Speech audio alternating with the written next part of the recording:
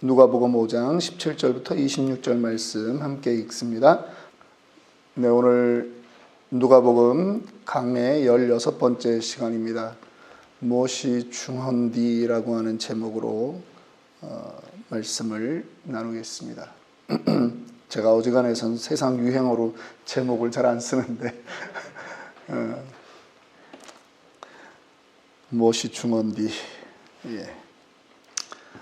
1984년도에 우리 대한민국 토목공사 역사상 아주 새로운 공법이 마련된 일이 있었습니다. 서산 간척지 사업을 하는데 이 물막이 공사를 하는데 한 10여 메타 되는 요 길을 못 막는 거예요. 이 조수간만의 차가 얼마나 서해안이 센지 이 10여 메타만 막아도 이제 그 안에 매립을 하면 되는 일인데 이게 되지가 않는 겁니다. 그래가지고 그러니까 흙을 집어넣어놔도 금방 그냥 조수간만의 차 때문에 흙들이 다 쓸려 내려가는 거죠. 현대건설에서 그 일을 하고 있었습니다. 그런데 뭐 공사가 진행이 안 되는 거죠. 그때 이제 정주영 회장이 현장에 와가지고 그랬다는 겁니다. 정주영 회장이 늘 현장에 이렇게 많이 다니시는 분인데 습관적으로 하시는 말씀이 있다 그러잖아요. 해봤어? 해봤어? 그런 얘기를 그렇게 많이 하신대잖아요. 저도 이제 제가 살던 지역에 그 현대 전체에 총 사장으로 나와 있던 분이 그 당시에 과장이었답니다. 그런데 자기도 어깨 한번 이렇게 어깨를 쓰다듬어 준 게 아니라 이 손이 워낙 크셔가지고 이렇게 쓰다듬었다고 하는데 자기는 어깨를 이렇게 한 대 맞았다고 그러시더라고요.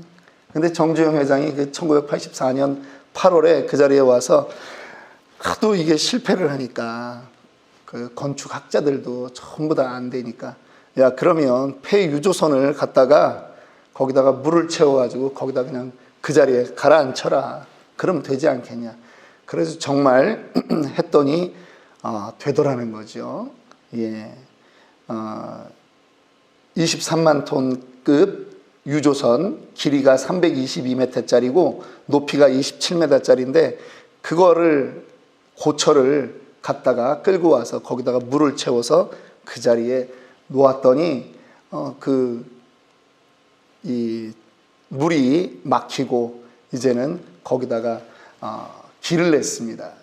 그래서 지금 이제 거기서 1년에 생산되는 그 쌀이 50만 명이 1년 먹을 수 있는 분량의 쌀이 거기서 만들어지고 있다고 합니다. 여러분, 세상은 어떤 사람들이 이끌어가느냐? 똑똑한 사람일까요?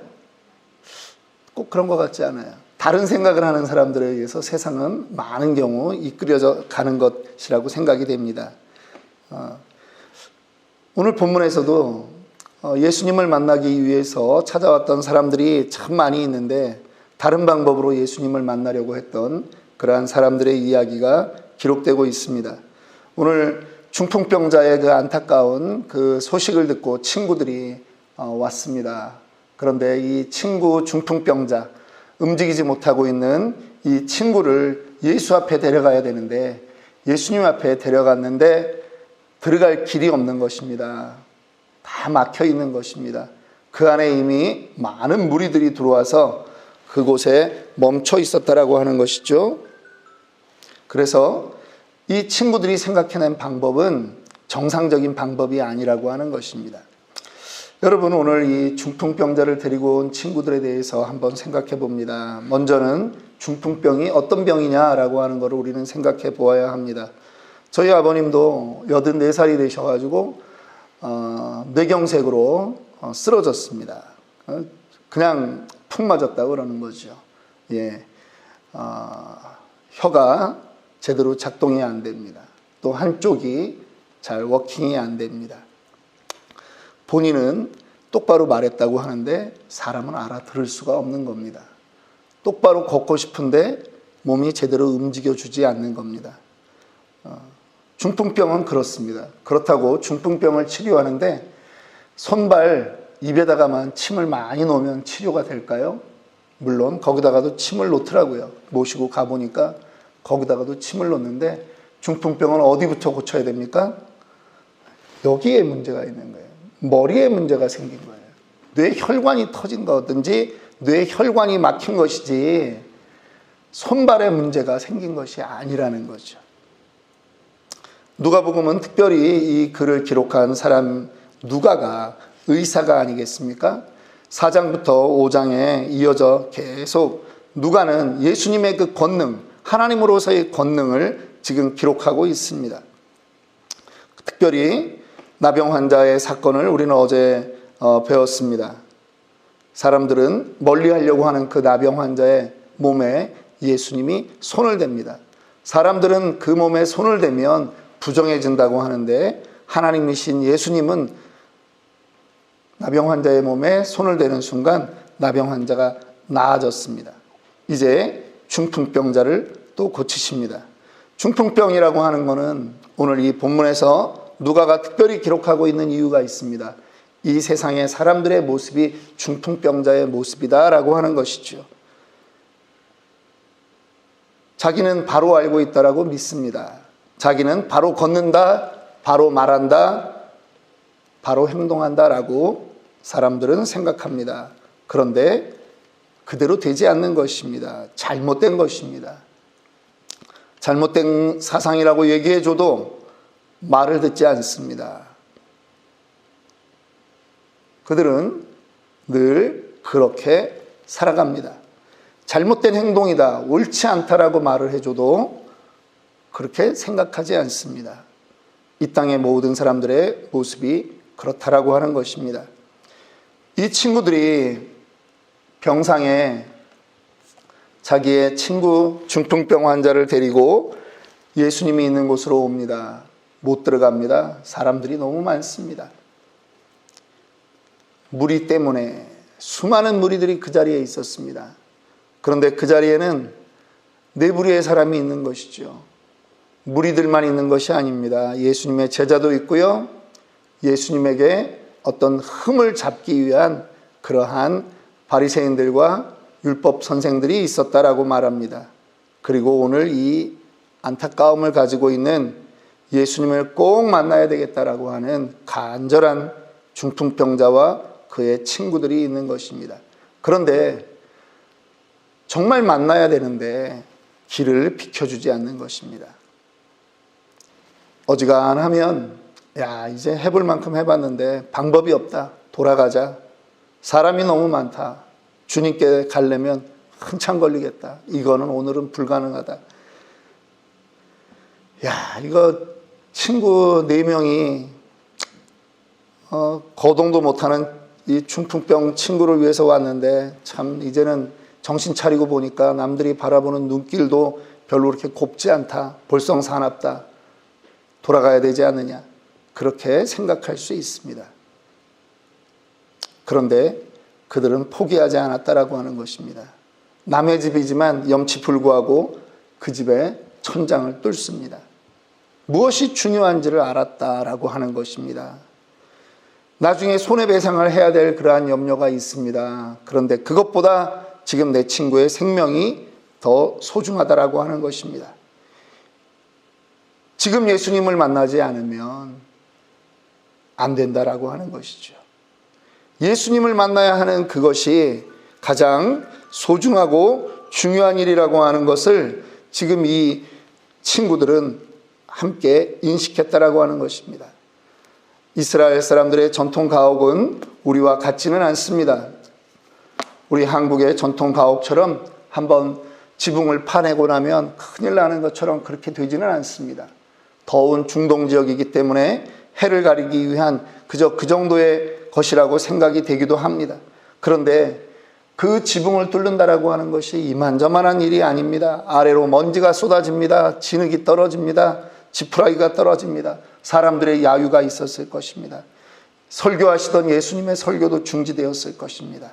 모두의 시선이 향했고 집주인 베드로와 그 장모가 난리를 쳤을 것입니다. 당연한 일이죠. 그런데 여러분, 무엇이 중요한지를 아는 사람은 그러한 모든 것들을 극복할 수 있다라고 하는 것입니다. 아마 정주영 씨가 여기다가 폐유조선을 갖다가 막자라고 했을 때 학자들이 웃었을 것입니다. 그런 공법은 없으니까요. 그런 일을 역사상 해본 적이 없으니까 다 웃었을 것입니다.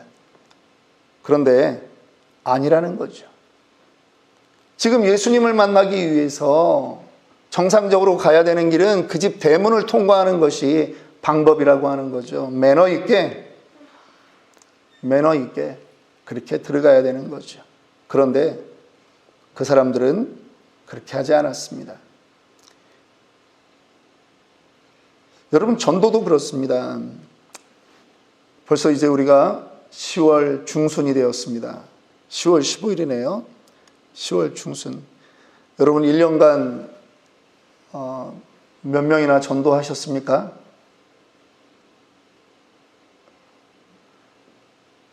여러분 혹시 그분의 상황과 처지를 너무나 많이 생각해 주셨던 것 아닙니까?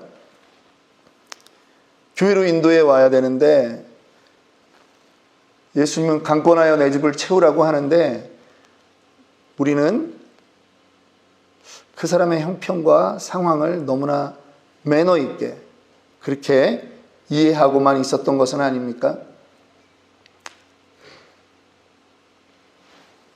우리에게도 좀 파격이 필요하지 않을까요? 무엇이 중요한지를 알면 행동이 바뀌게 된다라고 하는 것입니다. 예수님은요, 그 친구들의 파격적인 행동을 야단치지 않았습니다. 거기에 있었던 그 아래에서 진흙더미에 그 먼지를 맞고 머리에 떨어지는 것을 감수했던 사람들은 아마 욕했을 것입니다. 이게 뭐 하는 짓이냐고. 아니 꼭 이렇게 해야 되느냐고. 그런데 예수님은 그렇게 말하지 않았습니다. 오히려 예수님은 그들이 생각하지 못했던 또 다른 말씀을 하는 것입니다. 병고침을 받기 위해 그 자리에 왔는데 예수님이 말씀합니다. 내 죄사함을 받았다라고 말씀합니다. 옆에서 예수님에게 반대적인 그러한 입장에 있던 바리새인들과 율법사들이 이 말에 꼬투리를 잡습니다. 말은 하지 않았습니다. 생각을 합니다. 그런데 예수님이 그 생각을 벌써 읽어버린 것입니다. 그리고 질문합니다. 23절에 질문합니다. 내 죄사함을 받았다는 말과 일어나 걸어가라 하는 말이 어느 쪽이 더 쉽겠느냐라고 하는 것이죠. 여러분들은 어떻게 생각하십니까? 어느 쪽 말이 더 쉽겠습니까? 사람들이 지금 어렵다라고 생각하고 기대하고 있는 말이 있습니다. 그것은 무엇입니까? 걸어가는 게 어렵습니다. 저 사람은 누워서 왔는데 지금 걸어가는 건 너무 어렵습니다. 죄사함을 받았다? 보이지 않습니다.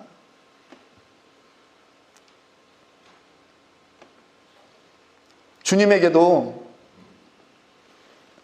쉽고 어려운 것이 있을까요? 그렇지는 않겠지만 주님의 입장에서 지금 이 시간 걸어가라 하는 것과 내 죄사함을 받았다 어느 게 쉬울까요? 여러분 주님의 입장에서는 이건 그냥 제가 생각하는 겁니다. 걸어가게 하는 게 쉬울 것입니다. 죄사함의 모든 부분은 십자가를 져야 되는 부분 아니겠습니까? 십자가의 고통이 수반되는 것입니다. 그런데요, 주님의 입장에서 이 사람을 걷게 하는 게 지금 쉽지, 십자가를 내가 달려야 하는 그 죄사함의 그 궁극적인 일을 행하는 것은 주님에게도 고통이라고 하는 것입니다. 그런데 사람들은 그거를 모르는 거죠. 주님이 그런데 선언하시는 것입니다. 내 죄사함을 받았다. 너의 본질적인 문제가 해결되었다라고 하는 것입니다. 무엇 때문에? 그의 믿음 때문에, 그들의 믿음 때문에 그들의 본질적인 문제가 해결되었다라고 하는 것입니다. 여러분, 교회가 때로는 남들의 오는 것을 막고 있지 않나 하는 생각을 늘 해보아야 됩니다. 교회가 어떤 사람이라도 들어와야 되는데 교회의 문턱이 너무 높지 않나 생각해 보아야 한다라고 하는 것입니다. 이런 조건의 사람을 환영하고 그렇게 한다면 교회가 아닌 것이지요. 오늘 주님 앞에 우리가 성도를 누군가를 인도하는 그러한 문제 역시 마찬가지입니다. 여러분, 저는 우리가 이 미국에 살다 보니까 이곳에서 너무나 매너 있는 성도가 되어버렸다라고 생각이 듭니다. 그런데 저는 여러분들이 당대에 예수 믿었던 사람들은 도대체 어떻게 예수 믿었는가 좀 생각해 보았습니다. 어떤 사람이 예수를 믿고 구주로 영접할 때 통계적으로 그 사람에게 심하게, 여기서 아주 그냥 일반적으로 예수 믿으세요 이게 아니라 아주 심하게 예수 믿자라고 권했던 8명을 거쳐야, 8명 정도를 거쳐야 그 사람들이 예수를 믿게 된다라고 하는 통계가 있답니다. 여러분, 말씀을 마칩니다. 오늘 중풍병자는 단지 그 한 사람을 말하는 것이 아닙니다. 이 땅에 있는 수많은 아직 예수님을 만나보지 못한 사람들을 말하는 것입니다. 중풍병자의 그 육신의 문제는 다 어디에서 기인합니까? 뇌에서 작동이 잘못되는 것입니다. 아무리 손과 발에 침을 놓는다고 해서 되는 것이 아닙니다. 예수를 만나면, 뇌가 고쳐지면, 혈관이 확장되기만 하면 피가 잘 돌게 되어 있는 것입니다. 무엇이 중요한지를 알아야 합니다. 오늘 이름 없이 등장하는 4명의 친구들로 인해서 한 명의 영혼이 구원을 받았습니다. 아니, 그들을 데려간 친구들까지 모두 구원을 받았습니다. 이 연말이 다가오는 이 시점에 우리가 한 해를 돌아보아야 됩니다. 이렇게 살면 주님 앞에 가서 부끄럽습니다. 너무 매너 있게 살다 왔구나, 그 말만 듣습니다. 무엇이 중헌디 주님이 그렇게 이야기하실지 모릅니다. 구원받아야 될 인생이 분명히 이 땅에는 많이 있습니다. 그런데 우리가 이건 길이 아닌 것 같아, 내 체면에 그럴 수는 없어 라고 해서 막고 있는 것 아닙니까? 중요한 것이 무엇인지 다시 한번 생각해보는 이 아침이 되기 원합니다. 오늘 함께 기도하겠습니다.